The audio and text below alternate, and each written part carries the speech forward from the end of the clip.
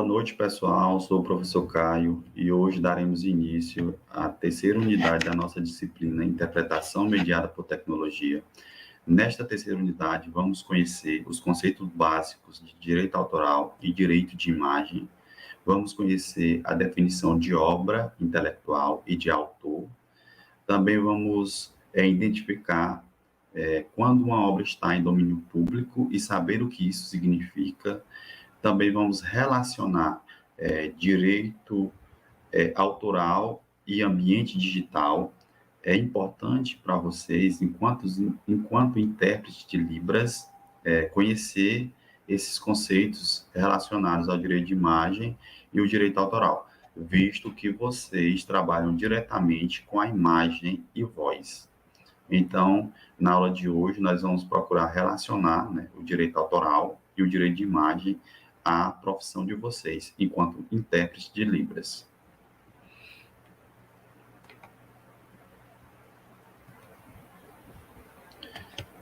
Como já falei para vocês, né, a gente vai conhecer um pouquinho de direito autoral e direito de imagem e relacionar a profissão de vocês, né, tradutores e intérpretes de Libras.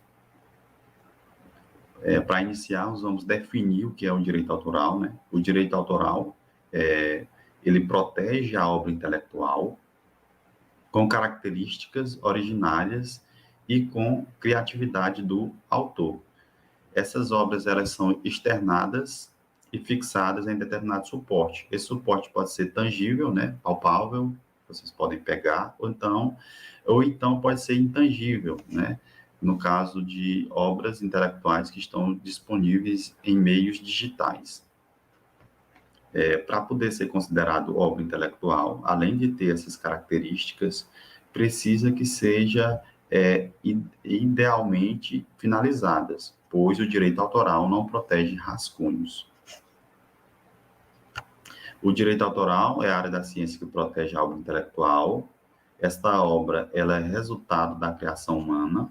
A proteção ao direito autoral está prevista na Constituição Federal, né, que diz o seguinte: aos autores pertence o direito exclusivo de utilização.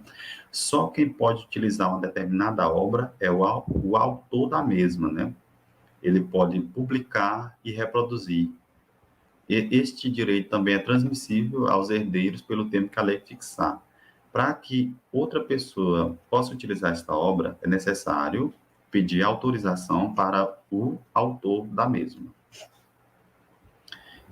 E já o direito de imagem, né, ele também tem previsão legal na Constituição Federal e também é citado no Código Civil de 2002, né? O direito de imagem protege a própria pessoa por meio da expressão da sua imagem em sua essência e também protege a voz da pessoa, seu som de voz, né? Agora vamos relacionar o direito de imagem a tradutores e intérpretes de língua de sinais, né? Atualmente é comum que o acordo de trabalho ele seja somente de forma verbal, né? Geralmente vocês, quando são chamados para poder fazer uma interpretação, esse acordo ele é feito só boca a boca, né? Como se diz, né? E geralmente também, né, é apresentado um momento antes de iniciar o trabalho, um contrato, que muitas vezes vocês não conseguem nem ler, porque já está muito em cima, né, e acaba que vocês assinam sem conhecer as prerrogativas que vêm destacadas num determinado contrato, né. Tradutores e intérpretes de Libras muitas vezes desempenham seu trabalho sem assinar qualquer tipo de contrato, respectiva a seus direitos, né. Se vocês não assinam esse contrato, que está relacionado a seus direitos de imagem e direito autoral, provavelmente esse direito pode ser violado. Tradutores intérpretes de língua de sinais utilizam a voz, né? Quando a tradução é feita da língua brasileira de sinais para a língua portuguesa, por exemplo, né? Vocês utilizam a voz e também expõem o seu corpo. Quando a interpretação é realizada da língua portuguesa para a língua brasileira de sinais, né? Expõe seu corpo e sua face. atos ilícitos relacionados ao direito de imagem dos tradutores e intérpretes de língua de sinais, né? Aqui eu vou citar para vocês só alguns atos que acontecem, que a gente pode observar, que vem acontecendo relacionado ao trabalho de vocês, né? Trabalho em conferências encontrados depois, material em vídeo sendo comercializado com a sua imagem, né? Quando vocês trabalham em alguma conferência, por exemplo, fazendo a tradução e interpretação da língua brasileira de sinais, muitas vezes essas conferências elas são gravadas, né? E disponibilizadas, né? Comercialmente em vídeo, né? Vocês podem ter esta imagem sendo comercializada ilegalmente, né? Porque vocês não autorizaram para isso. Por isso que é muito importante se ter um contrato e que vocês façam a leitura desse contrato, né? Outro ato ilícito que pode ser encontrado, que muitas vezes os intérpretes se deparam com suas interpretações não autorizadas na internet. É muito comum acontecer. Você está fazendo uma interpretação privada e você ser gravado, né? E essa interpretação ser disponibilizada na internet sem sua autorização. Muitas vezes também o intérprete faz interpretação em aulas à distância e sua imagem é aproveitada em várias edições do curso, né?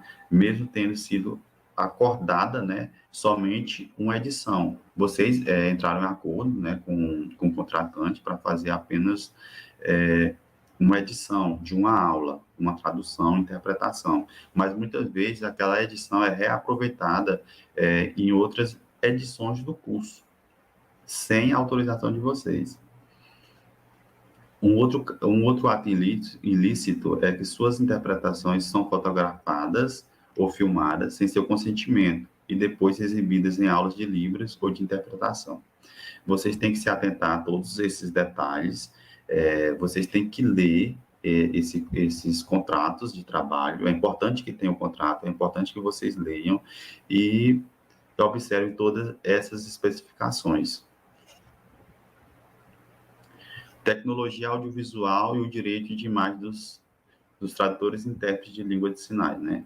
O aperfeiçoamento da tecnologia audiovisual, principalmente no meio digital, né, acabou proporcionando um descontrole à permissão e circulação de material traduzido ou interpretado sobre a forma de gravação de voz e imagem, né, pessoal?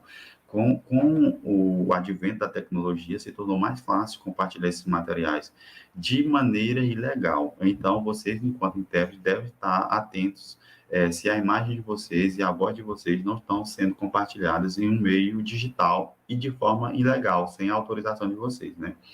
É importante que vocês conheçam a legislação, né, para perceber e se defender de situações que possam prejudicá-los, né? É importante vocês terem esse conhecimento sobre a legislação de direitos autorais e direitos de imagem.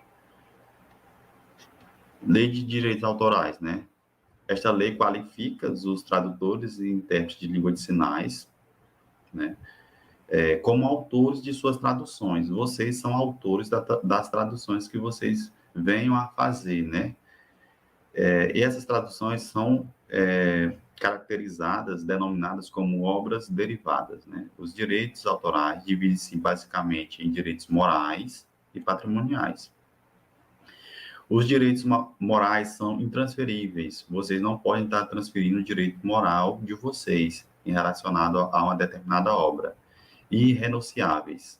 Já o direito patrimonial são negociáveis. Vocês podem estar passando esse direito para uma outra pessoa, vocês podem estar autorizando, vocês podem estar vendendo o direito patrimonial que vocês têm em relação a uma determinada obra. Isto significa que a autoria de uma tradução ou interpretação não pode ser atribuída a outra pessoa, né? Não tem como vocês fazer uma tradução ou interpretação e dizer que foi uma terceira pessoa ou segunda pessoa que fez. Isso é um direito moral de vocês. Ele é intransferível. Direito de imagem versus tradutores e intérpretes de língua de sinais, né? O direito à imagem está diretamente relacionado ao serviço prestado pelos tradutores e intérpretes de língua de sinais, né? Porque vocês trabalham diretamente com a imagem de vocês e com a voz. Pelas características visuais da língua de sinais, os tradutores e intérpretes têm o seu corpo, né, incluindo a face, a manifestação da tradução ou interpretação, né? Vocês exibem a imagem de vocês para o público. É de extrema importância que os tradutores e intérpretes tenham um cuidado sobre a utilização de sua imagem visual, seja ela visual ou sonora, em produções individuais e coletivas. Vocês têm que estar atentos e têm que tomar os devidos cuidados para que a imagem de vocês e a voz não seja compartilhada ou utilizada de maneira irregular.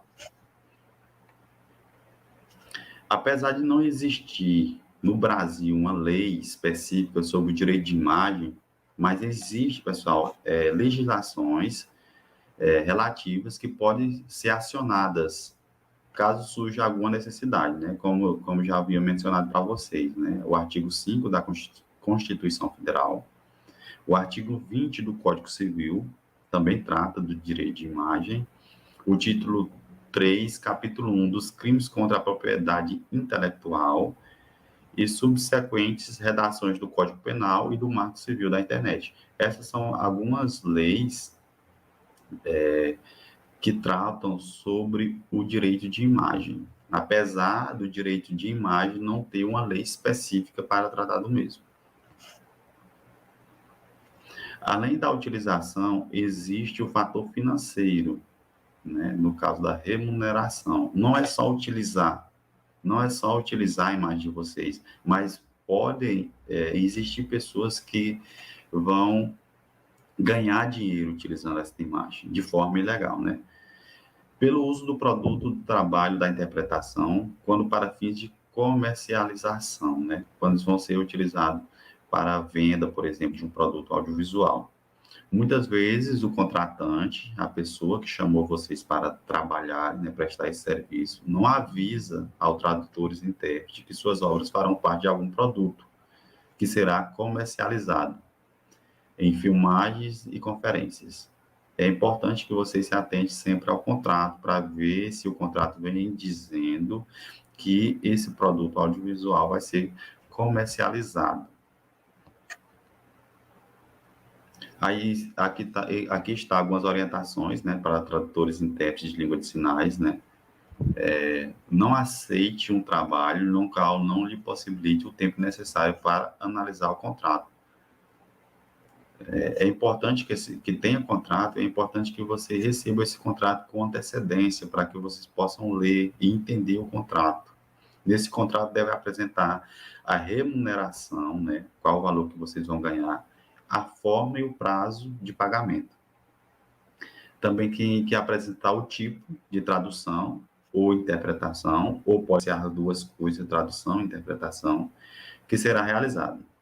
Tem que apresentar no contrato a duração e também se existe algum colega para fazer o revezamento, né? Se vai haver gravação de imagem ou voz, no contrato tem que especificar se vai ser gravado a imagem e a voz de vocês e se vai ser comercializado. Vocês têm que estar atento a todos esses detalhes. É possível autorizar uma gravação para uso privado. É possível que vocês autorizem, né, que alguém grave a imagem de vocês, mas não para disponibilização ou divulgação a outros. A pessoa pode gravar, vocês permitiram que ela grave, mas vocês não permitiram que ela disponibilize para outras pessoas, por meios digitais ou não digitais, né? Muito menos para fins lucrativos, suas interpretações serem comercializadas sem nenhum tipo de contrato. Jamais pode acontecer isso. A Lei 10.406, né, do Código Civil, artigo 20, instrui que, né, salvo se autorizada, a exposição ou utilização da imagem de uma pessoa pode ser proibida. Só pode ser utilizada essa exposição se for autorizada, né? Caso não seja autorizada, ela é proibida. E pode haver indenização, caso atinjam a honra, a boa fama ou caso essa exposição de imagem seja destinada a fins comerciais. Como proteger nosso direito à imagem, né? O ideal para vocês é utilizar contratos. Nunca trabalharem, nunca prestarem serviço sem contrato. Sempre utilizar, sempre ter um contrato. Mesmo que para serviços rápidos de menor importância. Às vezes, não, é só uma traduçãozinha, só 10 minutinhos, mas sempre é importante ter um contrato. Principalmente quando tem a possibilidade de que nossa imagem seja gravada, divulgada e comercializada. Direitos autorais e direitos da imagem, por serem diferentes, existem termos de contratos também diversos, né, pessoal? Isso, no caso, vocês aí está necessário ter dois tipos de contratos. Um contrato para direito autoral, no caso da tradução e interpretação de vocês, né, que se configura em obra derivada, e também um contrato para o direito de imagem, que vocês trabalham diretamente com a imagem e voz de vocês. Aqui estão nossas referências que foram utilizadas para produzir este material. Peço que vocês leiam o material disponibilizado no ambiente virtual e até a próxima aula. Boa noite para todos vocês.